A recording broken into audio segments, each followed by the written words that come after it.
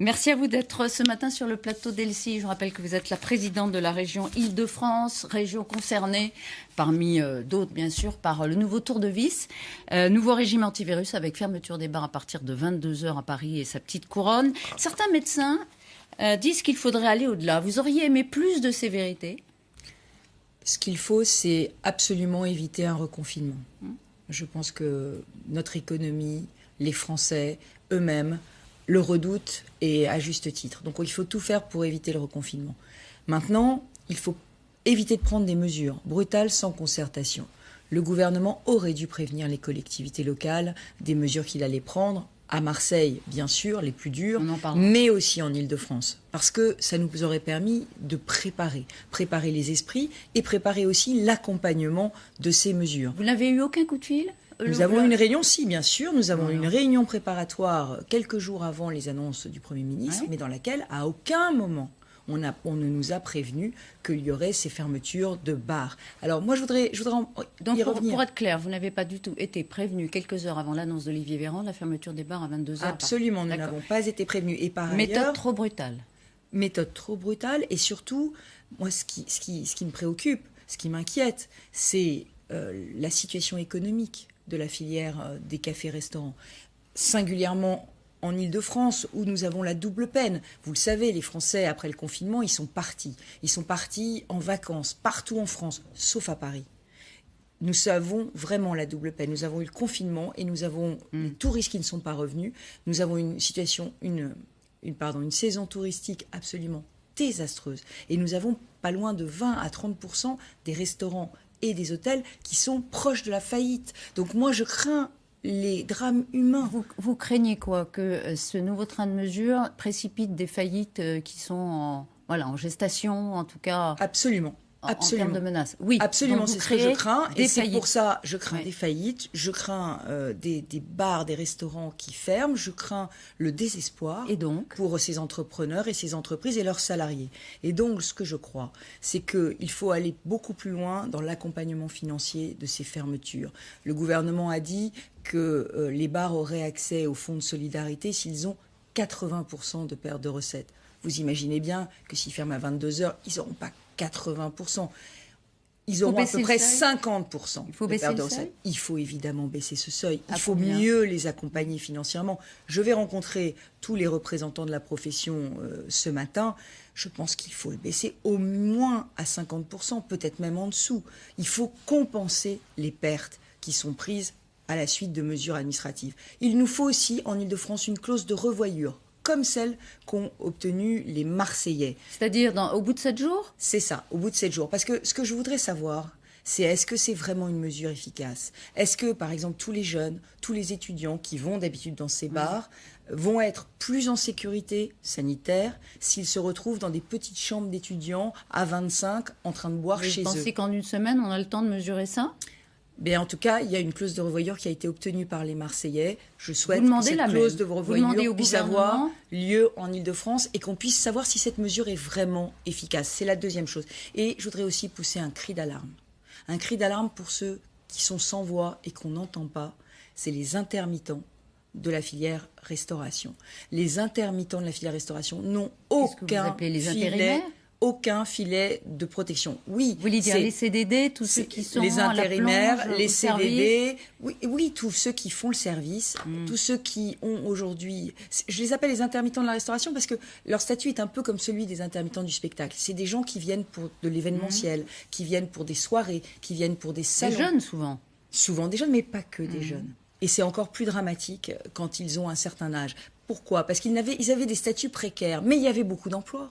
Parce qu'en Île-de-France, on est une très très grande région de l'événementiel, du tourisme. Et aujourd'hui, tout s'effondre. Je n'ai pas les statistiques du nombre, mais ce que je sais, c'est qu'aujourd'hui, certains d'entre eux, beaucoup d'entre eux, n'ont rien d'autre que le RSA et aucune perspective de reprise de l'activité économique. On parle de plan de relance. Oui, il y aura un plan de relance dans la construction. Oui, il y aura un plan de relance dans la santé. Oui, il y aura un plan de relance dans les métiers de l'environnement, de la sécurité, du numérique. Mais pas pour eux. Il faut quoi? Une aide mensuelle? Il faut que le gouvernement ouvre les yeux sur leur situation qui est absolument dramatique. Il y a eu une aide très forte sur les intermittents du spectacle. Il y a une aide très forte sur les CDI, les personnes en chômage partiel. Et il manque, me semble-t-il, un maillon sur ces intermittents de toute la filière événementielle. Il faut absolument qu'ils soient pris en compte par le gouvernement, qu'ils ne soient pas l'angle mort. Par ailleurs, ça, c'est évidemment, un angle mort. Pas seulement la région, pas seulement l'événementiel. Vous avez dit les intermittents aussi de la restauration. Les intermittents de la restauration et de l'événement. Enfin, c'est les intermittents de la restauration qui travaillent dans le tourisme, dans l'événementiel, dans les bars, dans les restaurants, dans les hôtels. Mais je voudrais dire une chose, c'est que la région va aussi se mobiliser pour organiser des reconversions très rapides. Et nous avons mis une prime de 1 000 € pour que tous ceux qui aujourd'hui se retrouvent sans rien, sans perspective, puissent basculer dans des formations qualifiantes dans tous ces métiers dont je viens de parler, qui eux vont recruter considérablement après avec la crise. Une prime de 1 000 € pour une prime de 1 000 € pour les inciter à rentrer dans. Non, c'est une prime de 1 000 € en plus. Ils seront évidemment rémunérés 600 € par mois quand on est dans une formation, de demandeurs d'emploi. Donc beaucoup de demandes. 40 000 formations sont déjà ouvertes à la région. Valérie Pécresse, Renaud Muselier, c'est votre homologue LR, la région PACA. Il a déposé un recours hier, il l'a annoncé sur LCI, devant la justice pour dénoncer une décision arbitraire en ce qui concerne sa ville, la ville de Marseille. Pardon, est-ce qu'il a raison ? Je peux comprendre sa réaction. Sa réaction, elle est liée à la brutalité de l'annonce. Parce que ça n'a pas été concerté, parce que ça n'a pas été préparé. Alors j'entends certains qui disent « Oui, mais de toutes les façons, les élus n'auraient jamais eu le courage d'assumer de telles décisions parce que les Français n'en veulent plus, ils ne veulent plus de décisions difficiles. » C'est faux. C'est faux, c'est faux. Et moi, j'en apporte la preuve, c'est que lors du confinement et du déconfinement, c'est moi qui avais demandé l'attestation employeur pour prendre les transports en commun. C'était une mesure difficile à prendre, c'était une mesure qui était contraignante pour les entreprises et le gouvernement ne souhaitait pas la prendre et j'ai assumé la responsabilité de cette mesure parce que ce que je voulais, c'était redonner confiance aux Franciliens dans les transports en commun et qu'ils acceptent de les prendre et qu'on puisse respecter un minimum de distanciation physique. Vous vous sentez solidaire donc de lui, vous auriez fait la même chose dans sa situation. Donc, je ne sais pas ce que j'aurais fait dans sa situation. La même chose puisque vous je ne sais pas ce que j'aurais fait dans sa situation, mais en tout cas, je le comprends. Et ce que je dis au gouvernement, c'est ayez confiance dans les élus. On est responsable. Donc, on sait très bien qu'il faut accompagner les mesures sanitaires. Ce que l'on souhaite, c'est juste qu'on nous donne la preuve que ces mesures sont les bonnes et qu'elles seront efficaces. Ouais. Et ça reste encore à Mais à propos d'efficacité, est-ce que quand même la décision de Renaud Muselier, d'autres protestations des élus marseillais, ça n'encourage pas la désobéissance, franchement. Quand l'État prend une décision à la place de la région et que la région la conteste avec un enjeu de santé publique, est-ce que ça n'est pas dangereux, Valérie Pécresse ? C'est pour ça que je vous dis que je ne sais pas ce que j'aurais fait à sa place et que j'aurais peut-être réagi différemment. Oui, mais c'est curieux de soutenir et de dire je ne sais pas si je l'aurais fait. Non, je n'ai pas dit que je le soutenais, j'ai dit que je comprenais sa réaction et qu'elle était liée à la brutalité de l'annonce et au sentiment qu'il a eu d'une forme d'impuissance face à la décision de l'État et d'incompréhension. Maintenant, évidemment, nous les élus, nous devons appeler au respect de la loi. Voilà. Simplement, pas comme Samia Ghali, justement, Marseille, pas comme Lionel Lucas. Nous devons appeler au respect de la loi. Maintenant, le sujet est simple, c'est que on voit bien qu'il y a eu un infléchissement de la stratégie de l'État, du discours de l'État qui a été vécu extrêmement brutalement par les Français. Non, un infléchissement qui a été, si vous voulez, on est passé d'une rentrée assez insouciante, il faut bien le dire, à des mesures qui ont marqué par leur brutalité. Donc, je pense qu'il y a un temps d'explication qui a peut-être pas eu lieu. Et c'est vrai que c'est très dur pour les Français. C'est très dur pour eux de se dire, ça y est, on est reparti pour une deuxième vague. Donc, il faut pouvoir les accompagner davantage. D'accord. Et vous avez dit ce que vous demandiez. Vous voyez Jean Castex cet après-midi. Jean Castex, nouveau Premier ministre, vous dites le gouvernement est trop vertical, trop brutal. Donc le dialogue, c'est pas l'homme du dialogue, Jean Castex ? Pourtant, depuis son arrivée, Jean Castex a plutôt marqué une inflexion dans le dialogue avec les collectivités locales. Nous, les régions, par exemple, il nous a ouvert la porte. Vous savez que l'Île-de-France était dans une situation absolument calamiteuse au niveau de ses transports. Il manquait 3 milliards. Il nous a réglé le problème, ce qui était totalement inespéré. Par ailleurs, moi, je voudrais aussi parler d'un sujet qui me tient à cœur, les étudiants. Très rapidement, parce qu'il faut qu'on parle sécurité. Oui, mais les étudiants aujourd'hui, les universités sont dans une situation, un entre-deux, là aussi, qui est pas acceptable. Il faut qu'on aide bien davantage nos universités. Les étudiants ne peuvent pas aujourd'hui rester chez eux pendant une année entière alors qu'ils ont déjà manqué les cours l'année prochaine. J'ai réuni les présidents d'université et nous annoncerons cette semaine un plan d'urgence pour les universités au niveau de la région. Pour empêcher les facs de fermer ? Parce que c'est vrai qu'on a l'impression qu'il y a quelque chose d'inévitable à venir. Le drame, c'est le conflit générationnel qui est en train de se tisser en France, c'est-à-dire les jeunes qui se contaminent et les personnes, leurs aînés, qui ne veulent plus être en contact avec eux. Et ça touche les professeurs, ça touche les agents dans les écoles, dans les lycées et à l'université. Or, si les universités ferment, eh bien, nous allons avoir des jeunes totalement qui auront été 2 ans déscolarisés, ils seront vraiment la génération sacrifiée du Covid. C'est important parce qu'ils rentrent cette semaine beaucoup à l'université. Vous dites qu'il ne faut pas que les facs ferment. J'aimerais trouver une solution pour que les facs ne ferment pas. Et donc ça veut dire ça passe par des masques, ça passe par des tests. Mais il faut aussi organiser le télétravail. Et là aussi, il y a des étudiants qui ont des équipements informatiques, d'autres qui n'en ont pas. Des étudiants qui ont le Wi-Fi, d'autres qui ne l'ont pas. Vous êtes prêts à les aider financièrement ? Absolument. Et on va réduire les inégalités entre les étudiants. Donc c'est le plan que nous annoncerons cette semaine. Vous allez donc débloquer des fonds pour aider les étudiants boursiers, par exemple, j'imagine, à s'équiper pour pouvoir faire pas seulement des fonds. Effectivement, il y aura un chèque numérique qui sera donné aux étudiants boursiers de 100 €, mais ce ne sera pas que des mesures financières, ce sera aussi des mesures très concrètes de tests, de max, d'équipements informatiques. Et il faut qu'on apporte aussi aux universités des personnes pour aider les professeurs à monter leur projet. Un chèque numérique de 100 €, c'est ce que vous nous annoncez. Rapidement, malheureusement, mais c'est important. Youssef, d'abord, ouvrier de nationalité algérienne. On l'a entendu hier soir sur TF1 et LCI. Il a tenté de neutraliser l'auteur de l'attaque devant Charlie jeudi. Il a été traité comme un terroriste potentiel avant d'être libéré et mis hors de cause. Les policiers ont fait leur travail.